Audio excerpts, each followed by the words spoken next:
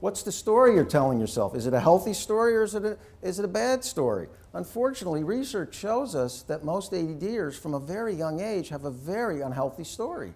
If they have friends, it's one or two, and those friends may or may not be their friends. They don't feel connected.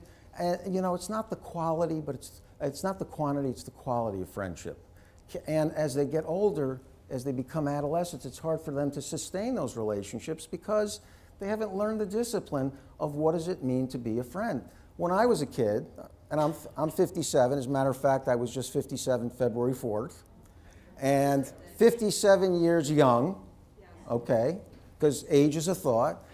When we were kids growing up, my mom said, go out, we got on our bikes, you went to your friend's door, you rang the doorbell, and you played. And somebody in the group may have been a little different, maybe eccentric, but we all got along. There wasn't the social media. There wasn't the internet.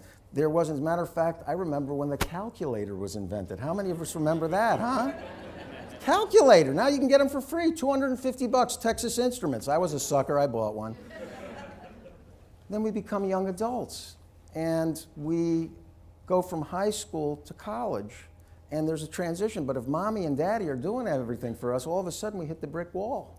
How do I get through it? And then when we become adults, I was president of the Attention Deficit Disorder Association, which is the world's largest adult ADHD organization. And Evelyn Green, who is the current president, former president of CHAD, we worked together and we did research. And what the research said is that 80% of people with ADHD feel like life is hopeless.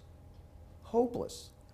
And that ignited something in me because these were people that felt they couldn't sustain relationships. Now, if any of you have ever been to an ADDCA conference, and I hope you'll go, there's one in July, you will find Heart and Head and Harmony. It's like a spiritual revival of people with ADHD. There are 500 people with 2,500 conversations going on, and we could follow every one of them.